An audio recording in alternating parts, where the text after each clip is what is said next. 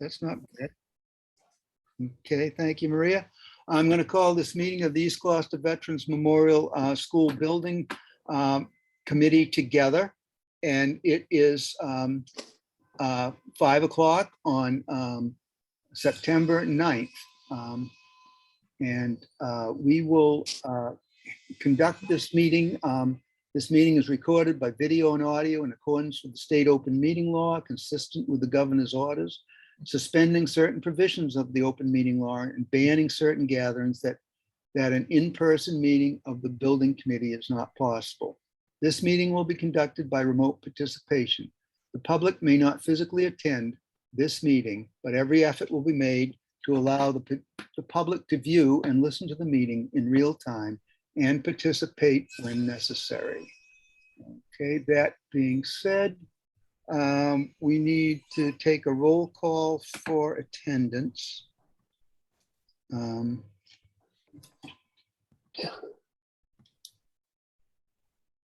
Somebody want to? Yeah. You know what? I thought Chris was going to be here. I have to pull up the Okay, the form. all right.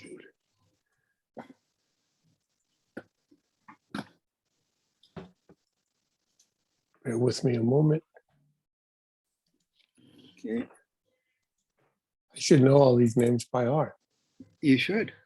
I know. I'm old. I don't remember what thing I got used to. You're not that old. Yeah.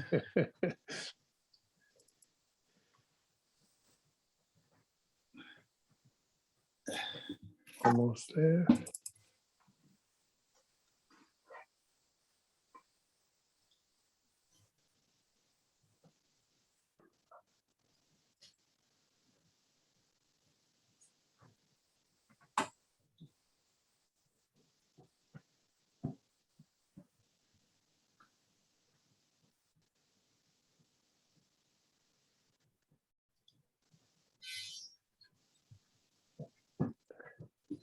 Bueller.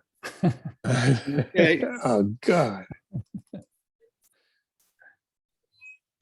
Look on the minutes. No, Oh, I'm you want just kidding. you want me to do it? No, I no, think I no. can remember almost everybody's name. I got it. It's Okay. coming up now. Sorry. My computer's slow as well. Hmm. All right. Combination, Mark. Jonathan Pope. Here. Thank you. Ben Lummis. Here. Thank you. Rich Sapphire. Here. Thank you. Greg Catamatori. No. Okay. Kathleen Clancy. Here. Thank you. Donna Compton. Here. Thank you. John Dunn. Okay. Gary Frisch. Here. Thank you. Matt Fusco. Okay. Grant Harris. Here. Thank you. Joe Lucido. Okay. Jameson Manning. Okay. Amy Pasquarello. Here. Thank you. Adam Roselle. Here. Thank you. And Katie Eunice. Here. Thank you. So we have a quorum present, and we'll proceed with our first order of business, which is the approval of minutes of the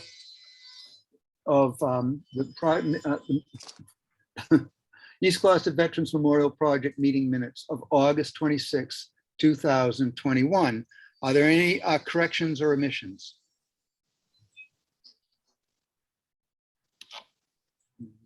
Okay. Seeing none, I will move that we approve the meeting minutes of August 26th. Second. Okay. Okay, now we need to have a roll call vote, Mark. Okay. Do it all Jonathan, again. I'll do a little quicker this time. Jonathan Pope. Yes. Thank you. Ben Lummis. Yes. Thank you. Rich Sapphire. Yes. Thank you. Kathy Clancy. Yes. Thank you. Donna Compton, Yes. thank you. Gary Frisch, Yes. thank you. Grant Harris, Yes. thank you. Amy Pascarello, Yes. thank you. Adam Roselle, Yes. thank you. And Katie Eunice. Abstain. Okay, understood. Okay, Okay, unanimous. carries, well, 8 in favor, 1 abstain. We'll move, do we have 2 invoices, is that correct? Or is it Three invoices today. 3 invoices? Do you want to handle that, Brian, or do you want me to do it? Sure. Yep. The first one is CBRE's invoice. This is the invoice for last month, August. It includes basic project management services as well as the services that were performed for the cost estimate and design review. Those standard services under contract. The amount for this invoice is $52,190.14. And the invoice number is PJIN 0025970. Okay, I'll make a motion that we approve the CBRE Harriet invoice ending in 970 for the amount of $52,190.14. And I so move. Second. Okay, is there any discussion or questions? This is pretty much the standard as we go along invoice. Seeing and hearing none, I will ask for a roll call vote. Okay, Jonathan Pope, Yes. thank you. Ben Lemus, Yes. thank you. Bridge Sapphire, Yes. thank you. Kathy Clancy, Yes. thank you. Donna Compton, Yes. thank you. Gary Frisch, Yes. thank you. Grant Harris, Yes. thank you. Amy Pascarella, Yes. thank you. Adam Roselle, Yes. thank you. And Katie Eunice. Yes. Okay, thank you. Okay, it passes unanimously. And which one are you going to take next, Brian? Next one is for WT Rich for pre-construction services. This is also for the services performed during the month of August. As part of their pre-construction services, these are the advisory services that they're performing as a CM. This invoice is for $11,000. They have $22,000 left as part of that contract. Those will be for the next 2 months. And the invoice number is 202001-09 in the amount of $11,000. Okay, I'll make a motion that we approve the WT Rich invoice. Where is the number here? Ending. The invoice number is 202001-09. Yeah, and for the amount of $11,000, and I so move. Second. Okay, are there any, is there any discussion? Okay, seeing and hearing none, can we have a roll call vote? Yes, sir. Jonathan Pope, Yes. thank you. Ben Lemus, Yes. thank you. Bridge Sapphire, Yes. thank you. Kathy Clancy, Yes. thank you. Donna Compton, Yes. thank you. Gary Frisch, Yes. thank you. Grant Harris, Yes. thank you. Amy Pascarella, Yes. thank you. Adam Roselle Yes. and Katie Eunice, Yes. thank you. Okay, it passes unanimously, and the next invoice, I assume, is for Doran Whittier. Well, actually, we don't have one for Doran Whittier for this month. Oh, The next invoice is also for WT Rich. This one's a lot bigger than the last one, but this reflects the construction activity that has been happening. Let me go ahead and show this here. So this is the first application for payment that gets processed. These are standard requisitions that are processed as part of the construction contract. So this one here was, shows the original part of the GMP is over 6 million. The amount that's been done so far is about $1 million. The amount of this requisition, once you withhold the retainage, is $954,549. And this was reviewed by the architect and the OPM. And it's certified by I'm sorry, Brian, can you just zoom in some, please? Yep. Great. Is that better? Little more. Thank you. Like that? Okay, yeah. Everyone else can thank me too for asking for what you were hoping to happen. Okay, well, some of us have it on the other computer. Well done, Jonathan, but well done. So this is the first construction invoice. The amounts of the invoices will be increasing from here on out as more work is being completed. But this is the first one. Like I said, it has been reviewed and approved by the architect and the OPM in the amount of $954,549. Okay. And I'm gonna have to zoom out, I guess, to see the number here. Okay, I got it if you want. Okay. It's one. So I- one, that's an easy one. I make a motion that we approve the payment to WT Rich on requisition number 1, and for the amount of $954,549, and I so move. Second. Okay. Is there any discussion or questions? I can't see everybody, so just speak up if you have want to say something. Okay, seeing none, can we have a roll call vote? Yes, we can. Jonathan Pope. Yes. Thank you. Ben Lummis. Yes. Thank you. Rich Sapphire. Yes. Thank you. Kathy Clancy. Yes. Thank you. Donna Compton. Yes. Thank you. Gary Frisch. Yes. Thank you. Grant Harris. Yes.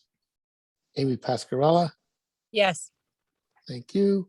Adam Roselle. Yes. Thank you. Katie Eunice. Yes. Thank you all. All right, thank you very much. It passes unanimously, and we're glad to see that things are starting to happen. So we'll move on to our monthly update. Is that you, Brian, or Yep, that's me. that's you? So yeah, we've all been very busy. The good news is that the schedule, we continue to track on schedule with substantial completion slotted for June of 2023. I did include an updated schedule in the package, so you can each look at that, but I'll just kind of zoom through it here quickly for you. So I've highlighted the green items are the items that we've currently been working on. And it covers a lot of different categories, from design, permitting, construction, project administration, and so forth. But it's been a very busy time for the whole team. The design team has been finalizing the construction drawings. The 90% drawing review was completed. That involved the commissioning agent, the construction manager, and the OPM. We've also had 2 independent design reviews ongoing, one for structural and the other is a code review. And then also the final review of the EP2 package that then went out to bid, just to making sure that was all tight. Permitting wise, there's also been some activity. The initial demolition permit was received to allow the initial demolition work on the Veterans Building. We also were able to get the Concom approval, and that appeal period passed just yesterday. So now we can move forward with the work on the full site. So that's good news as well. Construction wise, we've been dealing with some of that demolition work, some of the site work and utilities, working through some of the issues with various neighbors, making sure everyone's informed and that the process runs smoothly. Also dealing with some change orders that have come up and different ways that we can save money during the construction process as we encounter some changes that can be made as well that help to save the owner money. Dealing with administrative stuff, we have the 90% MSBA submission that's going to be going out. We're going to vote on that a little bit later this evening. Our monthly OPM report, and then also the trade contractor evaluations. We've been chasing down some final information from some of the subcontractors. We finalized our recommendations and are compiling everything for final review of the city and to send out the letters. The CM W2 Rich has been very busy bidding out the EP2 work and lining up, first getting the subcontractors lined up, then holding de-scoping meetings. So those are meetings that involve the architect, the engineer, and the OPM, where we make sure all the scope gets covered and terms are equally understood so that we have comparable bids. Then the CM goes from there and negotiates with the subcontractors to get competitive pricing. And then we convene and just go over the final iterations of all of them and make sure that everyone's agreeable and on board. So that's really a very lengthy process. And that's what led us to the EP2 package that we'll be presenting tonight as well. And I know the school building committee has also had a lot of meetings this past month. And I want to thank you guys all for your time, because that's enabled the project to stay on schedule and move forward. With this EP2 package that we're going to present, some of that was just finished up a few hours ago. So we've been kind of burning the midnight oil trying to get all this stuff done. And then, of course, we've had all the pricing work that was done with the estimate and then the reconciliation. And then that as well, we've had to deal with some cost issues there that have had to required, I guess, some additional attention to the drawings, making sure that everything is covered fully, that we have all the scope covered, and looking for some cost savings here and there, and making sure that all those allowances that we put in before are there as well. So very busy. So that's kind of it for the schedule. As far as the budget goes, I was going to share something with you on that as well. Pull that up here. Are there any questions, first of all, on any of those items? Brian, you may be covering this already, but just in terms of where we were with steel last time, and we had a not to exceed. I don't know if you're going to give an update on that, where we landed on that at some point. Yeah, so that is part of the EP2 package. So we'll go over that number a little bit later. Okay, great. But we did get that within our budget. Great. So overall,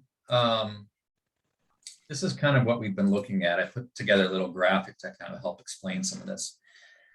So our budget was set back in July of 2020 at 51.9 for the construction budget.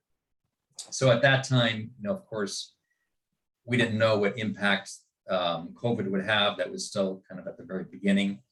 A lot of things were starting to shut down, but we didn't really know what kind of market implications those would have. And when we had our DD estimate, that came in at 51.6, so actually below our budget. And I think that was the result of the contractors being very hungry for work, and the price increases that were a result of a lot of these shutdowns have not yet kind of made it to the forefront. So we didn't have those impacts. But then shortly after that, in June of 2021, we had this big surge in pricing where our 60% estimate came in at 53.8 million. And we had talked about that previously. That was a result of increases in steel, concrete, some site work, as well as a lot of the windows. So we had to go through a major VE effort to bring that price down. And that was a very successful effort involving all the team members and the owner to really go through the entire project and see where we can skim off the fat. And, I'm happy to report that when we did that none of these changes that we made affected the educational program of the school. So we're still moving forward with a great school with great facilities for the students to come. But we're able to save some money by making changes in some of the finishes or some of the landscaping material that could always be modified later on in the project or at a later time in a few years. So the 90% estimate came in again higher than the budget. This time it was 52.6, so not nearly as high as before. And the reason for that was a couple different things. There were some further price increases with metals that are still part of the shortage of materials that are available right now.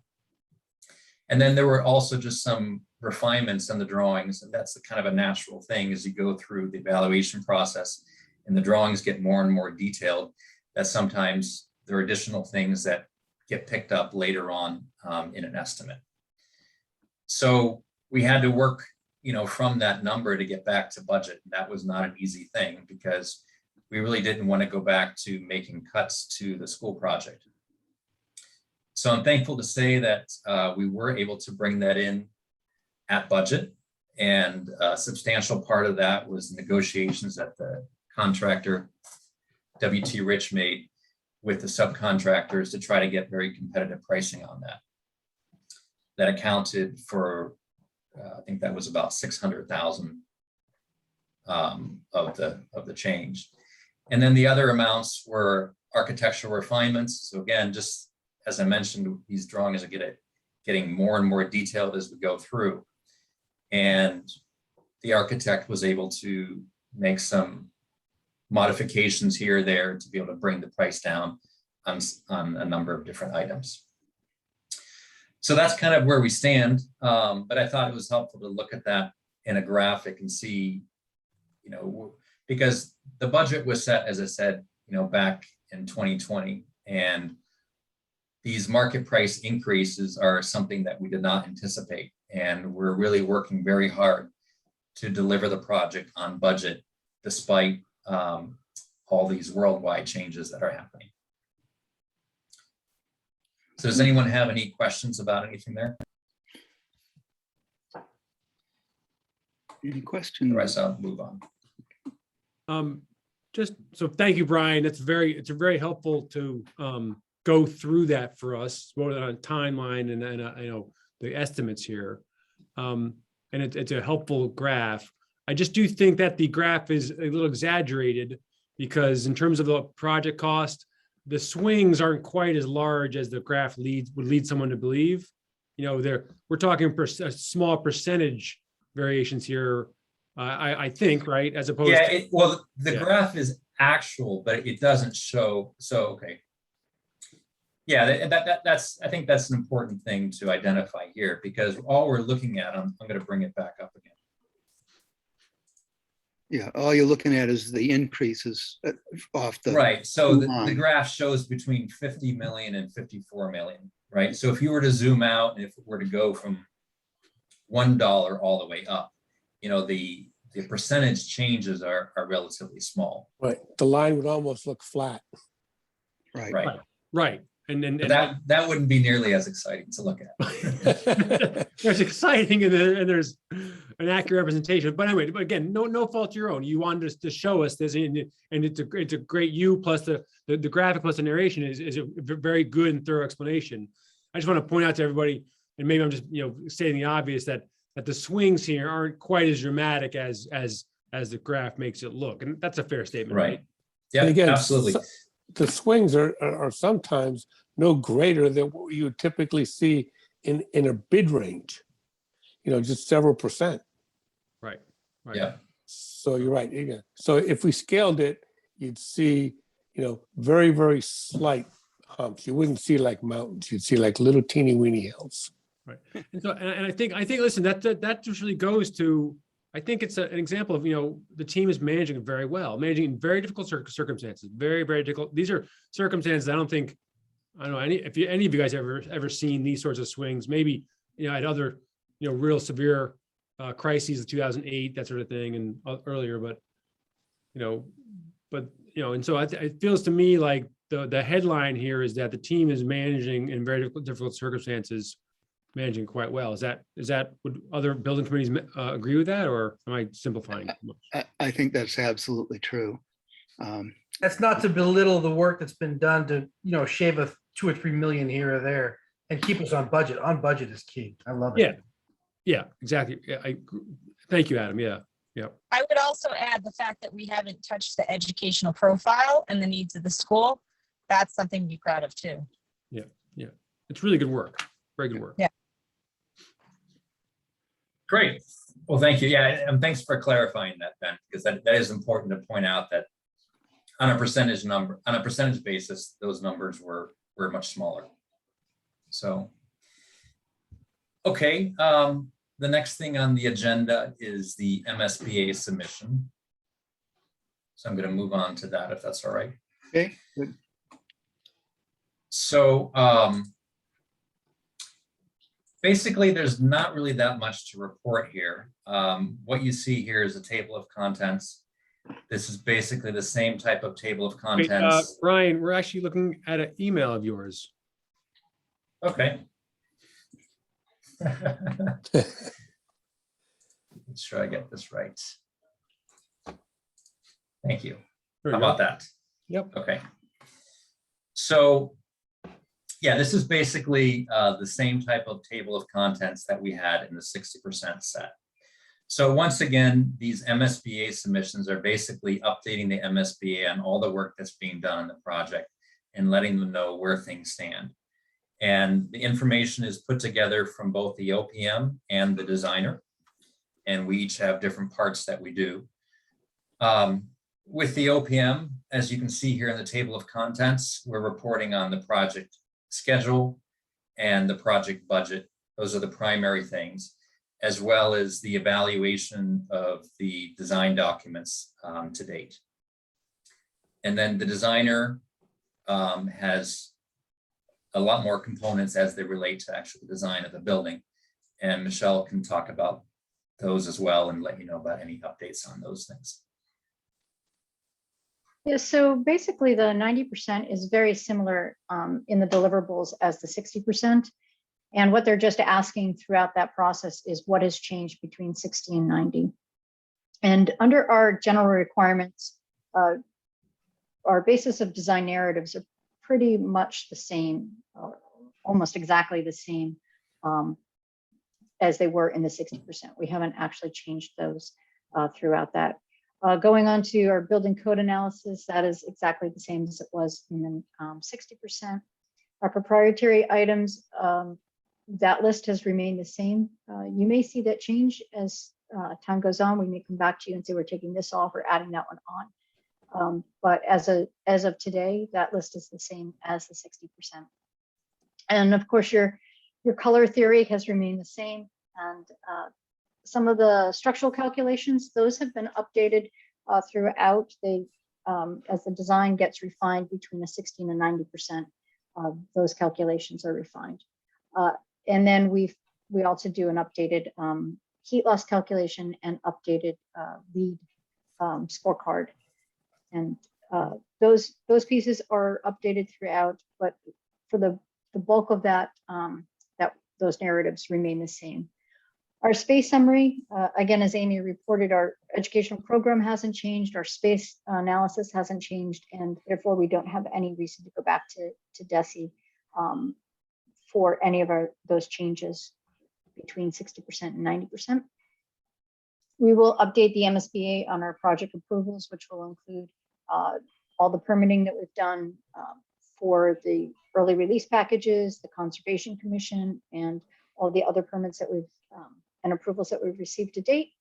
And then, of course, we have our cost estimates that we've updated since the 60% on the designer side. And then what we provide the MSBA is the early release packages that we've already gone out to bid for, as well as our updated 90% documents. Yeah, thank you, Michelle. Yeah, so it's basically everything that you've been informed on, through all these past meetings. In this format here, the same as the format from before that we're going to be submitting.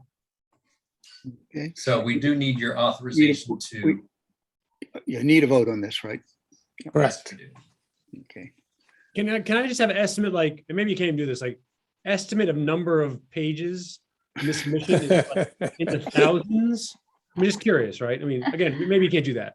It's thousands because there's drawings, specifications. I mean, the specification volumes each are probably 8.5 Yeah, right. by 11 by 4 or 5 inches thick each.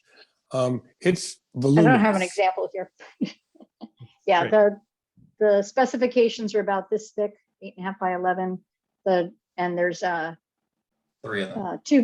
3 volumes of those, and then 2 drawing packages that total over 200 some odd sheets in the drawing packages, and then the binder, which is about a 3-inch binder. A lot of paper. Thank you. If we were printing all of it, it would be a lot of paper. Fortunately, they're accepting the electronic submissions these days. That's good. Thank you, Michelle. Excellent. Excuse me, but the MSBA will be going over those details quite closely, correct? Oh, yes, Absolutely. yes. What About they'll 20 do is Yeah. they do an initial, fairly quick cursory review. And then last time, and hopefully this time, they'll inform us within a few days of receipt that everything that they expected in there is in there. Mhm. And then they'll do a fairly comprehensive review. And in fact, on most occasions, not sure about this one, but they often use outside consultants, STV and some others, to do the review as well. So yes, it's a thorough review. And in the last 2 sets of response comments from MSBA, I would say they were relatively minor comments and indicative of a pretty good submission in each case. Mhm. We're hoping Right. the same. Great. And it's a, the review is a $26 million review as far as that's concerned, right? That's correct. Great. Thank you. And Rich, beyond the MSBA review, we also have an independent structural review, and there'll be an independent code review as well. Great. So we get lots of peer reviews coming across our documents. Solid walls. Appreciate it. Okay. Any other questions?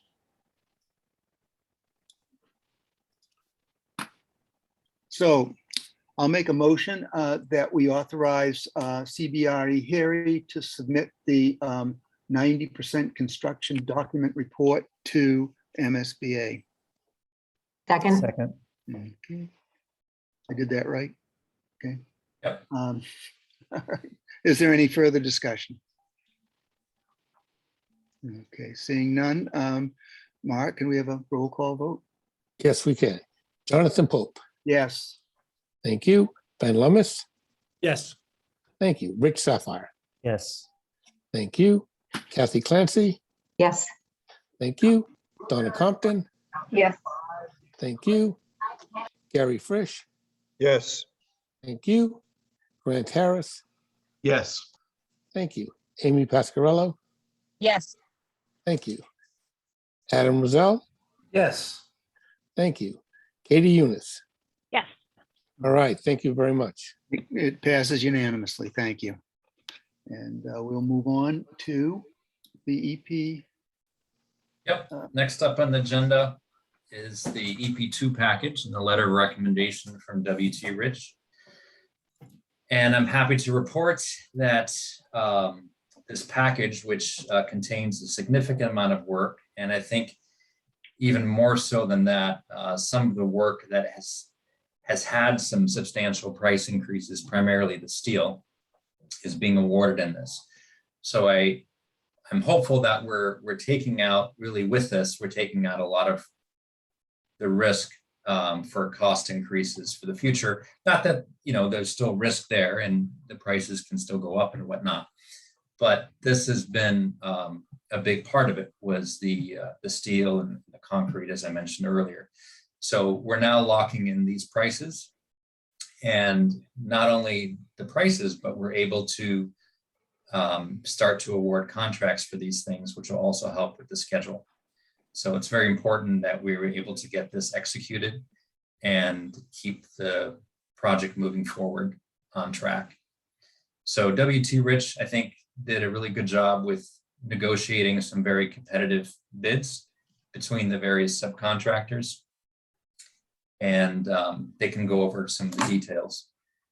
I'll go ahead and bring this up, and maybe John or Brian can talk about it a little bit. Yeah, I'm gonna talk through it. Okay. So, yeah, Brian kind of already covered this, but I just want to say, you know, we really went through a very thorough, pretty rigorous process, writing scope sheets that the bidders use to form their bids, to make sure they're covering the things we want them to cover in the right manner, receiving the bids, reviewing them, bringing the subs in, de-scoping them, which is going through their scope in detail, asking questions, answering their questions, and then asking for best and finals, and then basically deciding which direction we want to go and with which sub, and then really kind of, to be quite frank, kind of squeezing them for their best and final. So we put this together. This is a summary. As Brian said, this is a letter of recommendation. If you approve it, we will go ahead and award these subs that are indicated for the values indicated, and we will issue them a notice of award tomorrow and get them going, because schedule is pretty critical on a lot of these early package subs. So I'll just take you through them really quickly.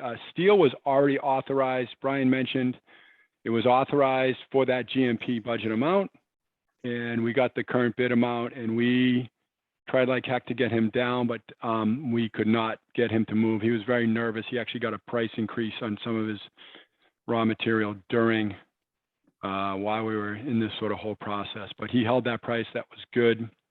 The next few, so that his contract has been awarded. We sent him award.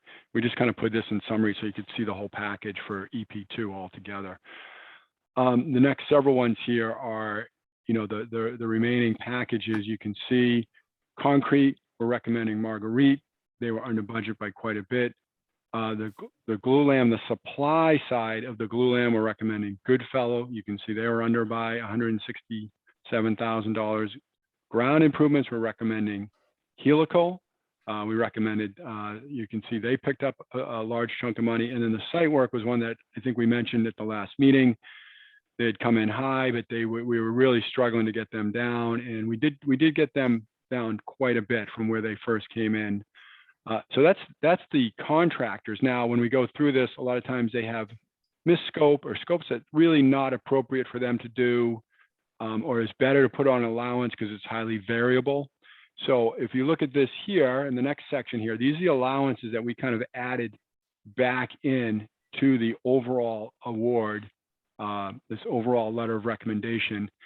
And again, I'm not going to go through these in a lot of detail. We had some money for the glulam, carpentry assist and field cutting in the field as necessary. We have some for cutting steel deck because the erector that our steel guy was using didn't want to carry that. He also didn't want to carry this galvanized touch-up in certain areas, so we carried that along with potentially some extra detailing.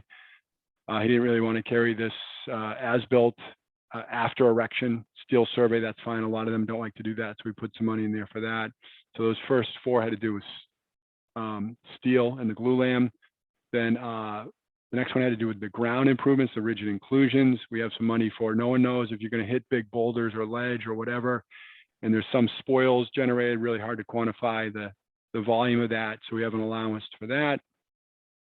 Our concrete guy in this next one, the heaters, those are ground thaw heaters, so that if you're pouring foundations in the winter, which we're doing, you need to do those. So we put those as an allowance because you're not sure, depending on when we start, we might not need it for the full duration if we have a mild winter. So it's better to be on an allowance.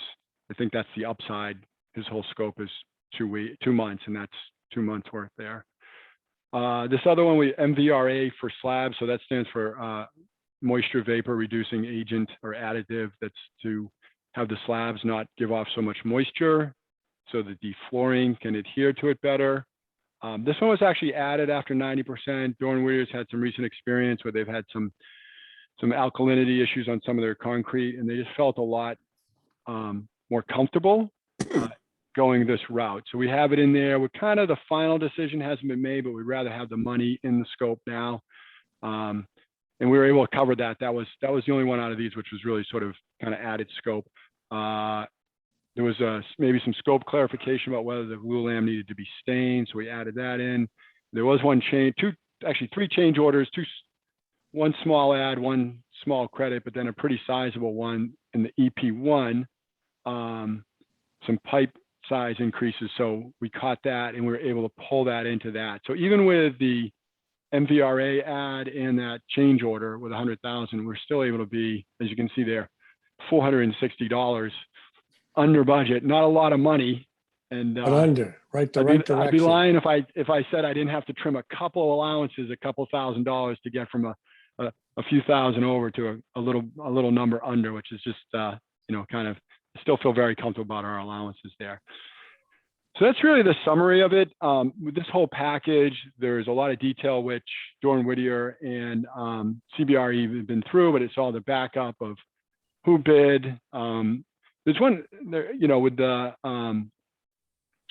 I will mention with Helical was an interesting thing, but there was a sub that had a slightly lower price, but he was using a technology which was not as strong or stable. And we looked at it, we felt like there was some inherent risk associated with that really wasn't warranted to take. You're talking about the structure that's going to hold up the building. And we decided to go with Helical as a very reliable and high performing contractor in this area. So that was pretty much it. If there's any questions about that, I would be most happy to answer them. Oh, I got to say one more thing, which I've got to give a kudos to Brian Parity.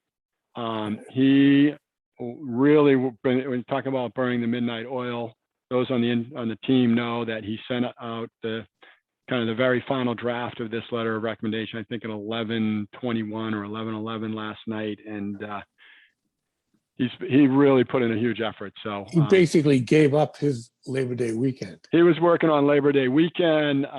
So it was quite an effort. I confess I was playing in a golf tournament on the weekend, so I feel terrible about that. All I can do now is give him some kudos and thank him in front of all of you. But Brian and I are happy to answer any questions you might have about the recommendation. Okay. I don't have Yeah, a just- question. Go ahead, Gary. Yeah, I don't have a question. A comment that it looks very thorough to me. Looks like a ton of work went into this recommendation. It did. It was definitely, like everything we've been doing, it's been a team effort. And it's important that Brian Ramadka share all those pages as he scrolled through. So like Gary, you can see it's, nothing, we don't take any of this lightly. We put our heart and soul into it. And you've got a good team. We've got good subs. I've worked with pretty much all of them in the past. And we're on budget for EP2, which was hugely to the credit of the WT Rich team squeezing and getting the best that they could out of each and every one of those subs. The subs generally like to work with WT Rich, so that really contributes to their ability to get a sub, to take it, to give a good price because they understand they'll be treated fairly. Yeah, and what I wanted to add is what John kind of mentioned already is that, with these budget items, our back has kind of been against the wall. And as we were going through this process, there were opportunities that came up to maybe take some cuts on the job and save a substantial amount of money. But we made the decision to do what was right for the project and have the right contractors out there doing the right kind of work and make sure that we are covering these various components, like the concrete additive that's put in there, or the heaters, making sure we're using the right methods to make sure that ultimately there's a good construction process, it doesn't go awry, and the final building is one that will last for a long time and not, give you problems in the coming years. So it was, maybe tempting sometimes when there was, a lower number here or there, but, we really wanted to make sure that a good project is delivered. So that's Brian, all contained in here. Brian, there was one more thing I forgot to mention. that in that letter of recommendation, we're also requesting authorization of our general requirements to be, authorized, awarded and enabled and enacted, if you will. The general requirements we've had have been the same in the last two estimates, and they've been reviewed during those estimates, and there's some allowance numbers in there too. And as we start to do this work, but well before we do get to final GMP, we're going to need to draw off some of those general requirements. So we just want to point out that it was all the EP2, but those general requirements were in there as well. And again, that's expected, and that's typical. There's a cost of doing business for the CM. They have to have their trailers out there. They have insurance to pay. They've got staff to pay.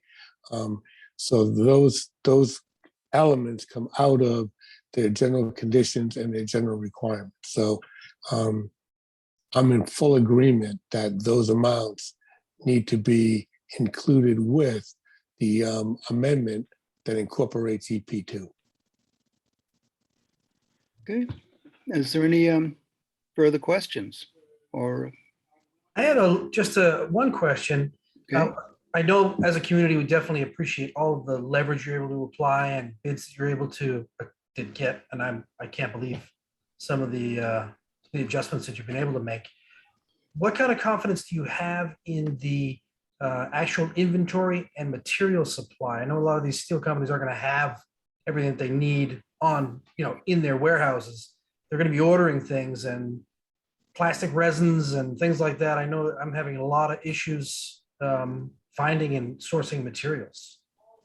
Yeah, that's a great question, Adam. There was a big issue. There's going to be issues for the short term. There's going to be issues across a whole range. Resin's a good example. But for the steel in particular, steel deck and steel joists have had really long lead times. Part of our process, part of the reason we moved that steel package up 2 weeks is we were really right up against it. And the Sturo, who's the steel contractor we went with, basically said, of the steel deck and steel joist suppliers I have, one is committed to meeting the schedule that you guys need. And he was a little bit higher, but that's the price I carry, right? And then we were like, we had some other confusion around the steel award because for some other reasons I won't get into, but we were really anxious to lock him in so that we could, he could go and after we locked him in the next day, he finalized his PO with that supplier so he could get that material. So that's a big one we have our eye on, but I would expect to have to continue to manage that kind of situation. Yeah. Till it arrives on site to avoid any delay. It might be tough to get it exactly when we need it, but yeah, it's going to be, we're lucky to have somebody that had it relatively available. So we'll keep an eye on that. But yeah, it's a good point, Brad, because we feel a little bit more comfortable about the deck, and the joist is probably higher risk, and the joist is over at the gym, and we're prepared to erect the gym joist as the very last aspect of steel erection. And even if we need to advance the rest of the building while we're waiting for joist, we're prepared to do that. But we're hoping we don't have to disrupt the schedule that way. But there's going to be other items too, metal panels, resin-based products, PVC-based products. There's going to be things, and we're going to be watching. We need to be watching, with, I would just say, extra diligence throughout this whole process. And again, getting submittals in, as soon as possible, getting them turned around in a reasonable fashion so that the materials can be released. That's another element that WT Rich and the design team have talked about to make sure the resources are there so we can accelerate and expedite the elements that are the most schedule critical. Okay. Super. Yeah, time is money, right? Right. Yeah. All right. Are there any further questions?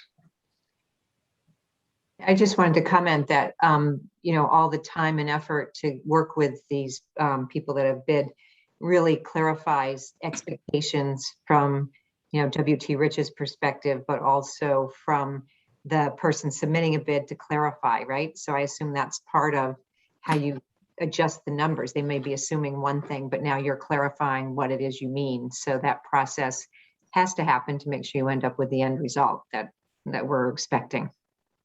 Yeah, I mean, one of the most complicated ones, honestly, was the soil and the assumptions the site guy makes for how much soil he removes, what's within what they call the line and grade, which is how much he has to dig down and put in the new building, but then carrying a certain amount of unsuitable soils beyond that. And we have some allowances for that as well, and trying to figure out the best, most reasonable assumptions for that. So yeah, some of those things that helped us a lot when we found out a couple of assumptions that one of the site bidders was making. So going through that in detail is really making sure you're not carrying something extra, because you'll never get that money back if they're carrying something extra and they find out they didn't have to do something they thought they did. Yeah. So it's important. Thank you. Any further questions or comments? So I'll make a motion, and I'll see if I can get this right, that we authorize W.T. Rich to enter into a contract for the EP2 package for the total amount of $11,654,371 for the early package 2, which includes structural steel, CIP, concrete, glue lam, ground improvements and site work, and associated allowances. And Jonathan, and also the general requirements amount that's in that first paragraph. And also we approve the general requirements at this time for the amount of $1,221,539 as per the budget to properly facilitate the work. And I so move. Second. Okay. Any discussion? Okay. Seeing none, Mark, could we have a roll call vote? Yes, we can. Jonathan Pope. Yes. Thank you. Ben Lemus. Yes. Thank you. Rich Sapphire. Yes. Thank you. Kathy Clancy. Yes. Thank you. Donna Compton. Yes. Thank you. Gary Frisch. Yes. Thank you. Grant Harris. Yes. Thank you. Amy Pascarello. Yes. Thank you. Adam Roselle. Yes. And Katie Eunice. Yes.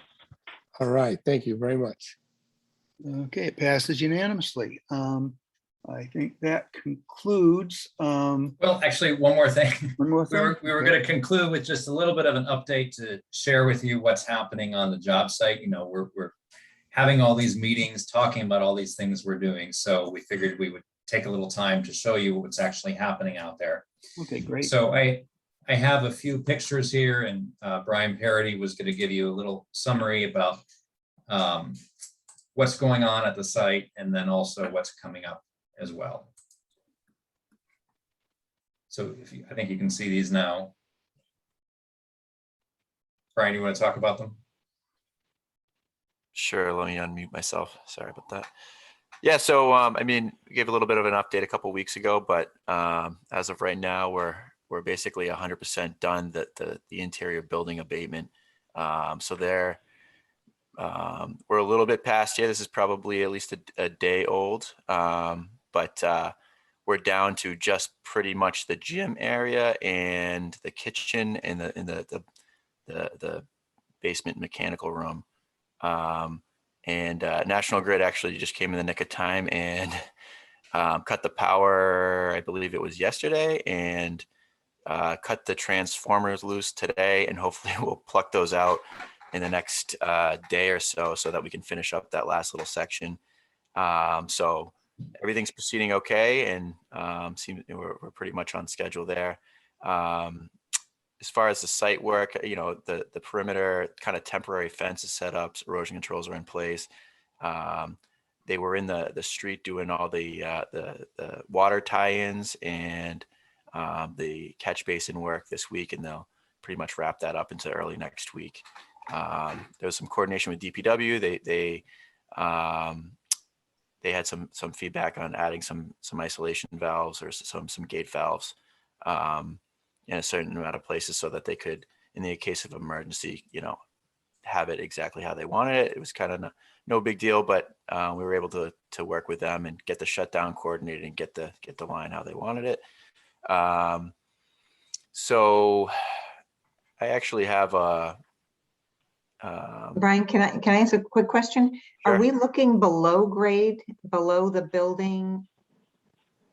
In that last picture where the supports were, is that below? Yeah, those are ground level? caissons, so that's basically holding up the slab for the first floor level. Yep. So that's a crawl space under there. So you can get into. There's kind of like two areas with caissons. There's you go through the basement mechanical room, and you can step up like 5 feet into a crawl space, and it's like a wide open crawl space under the building, and you can see caissons there.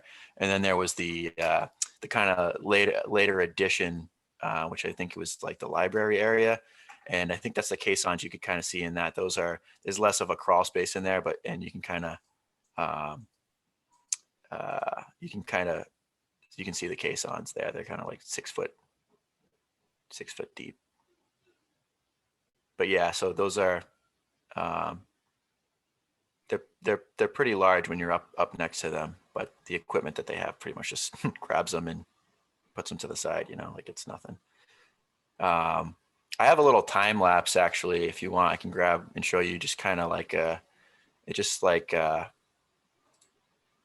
shows you like just how methodically they just kind of take sections of the building, down in a nice organized fashion, sort it into piles and I can either show it to you or actually, I got permission now. You can share now. Gotcha. Brian, let's see it, and then let's get on their website and make sure the kids can see it too at both schools. Yeah. We've been working through some like with the storm issues and kind of getting it up to date, but I'll show you, there's one kind of Labor Day weekend is kind of a big blank. So this is since Labor Day weekend. You can kind of see, the guys buzzing around. There's one with a claw and one excavator kind of pushing stuff around, and then trucks will come in, they'll load it and take it out. I don't know if you can kind of see that clearly, or if it's kind of skippy.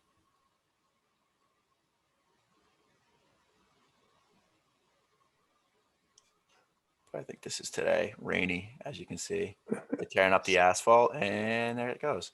So I'll, one thing I've been trying to get a link so that you guys can see this. I just want to give you an example so you can see what to expect. And we're probably going to adjust the angle once the building, the work within the building footprint starts, because that'll obviously be obviously what you want to see versus this area later on. It'll just be a parking lot.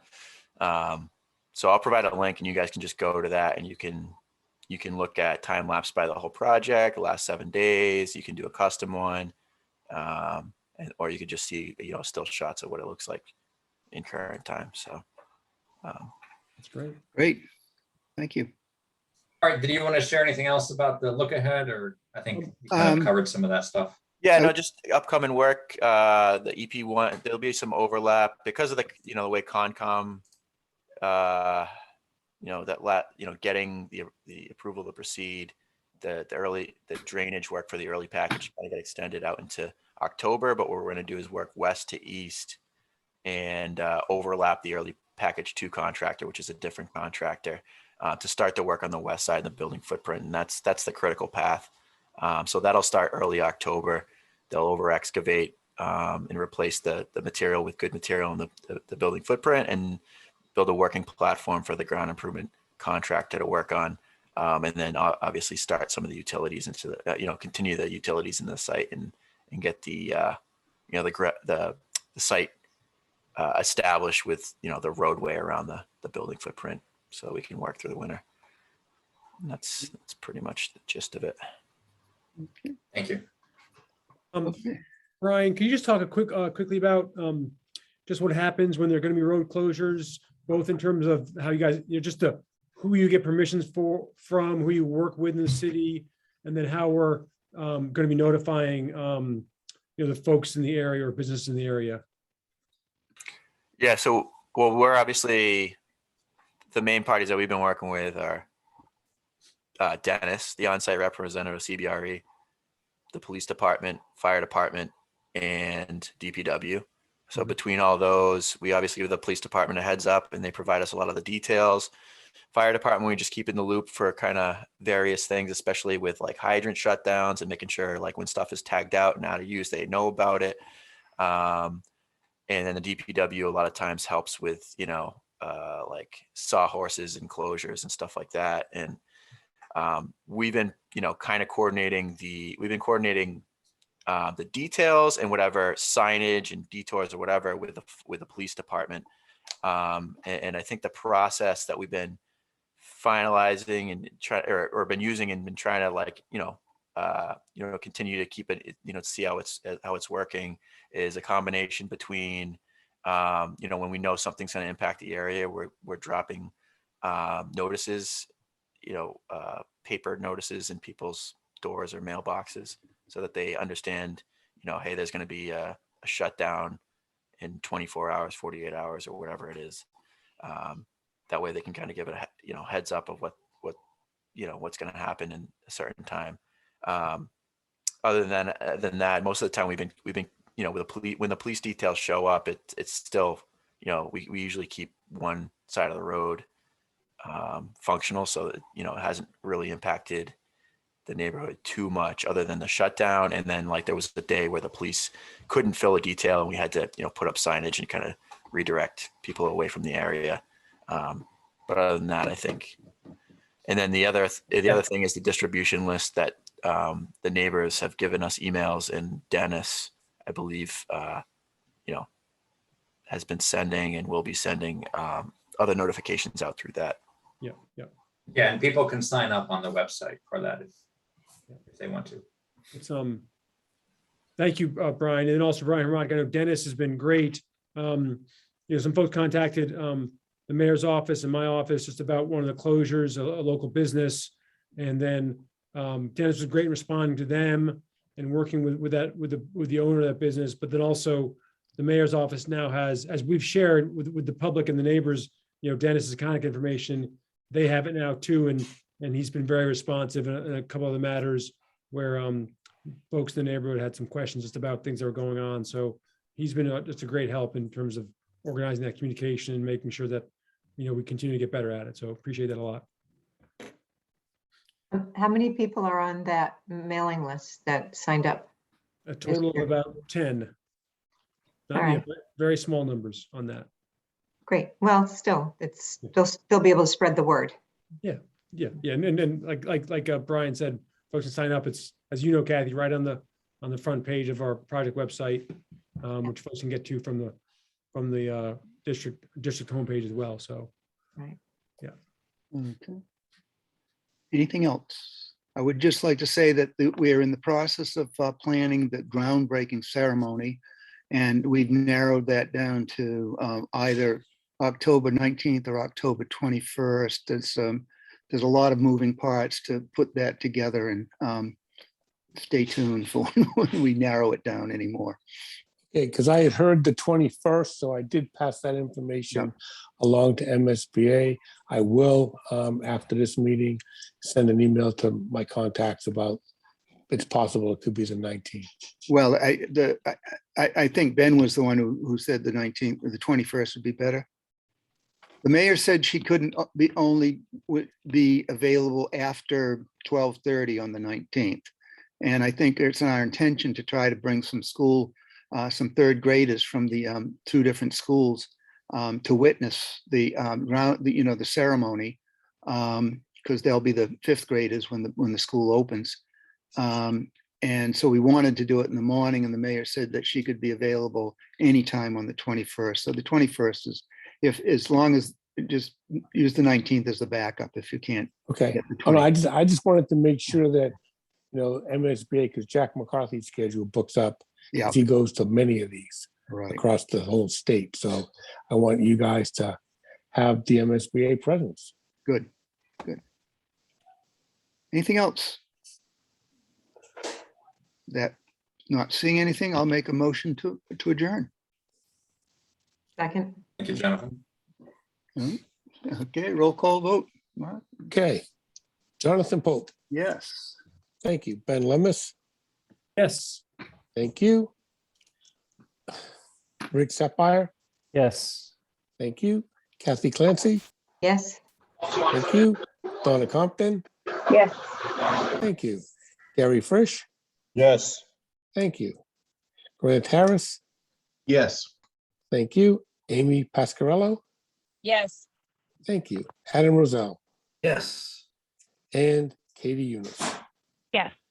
All right, Thank- thank you all very, very much. Thank you all, and we'll see you all soon, and this meeting is adjourned. Thank you. Enjoy Have a good your evening, Night. everyone. Night. Thanks. Bye.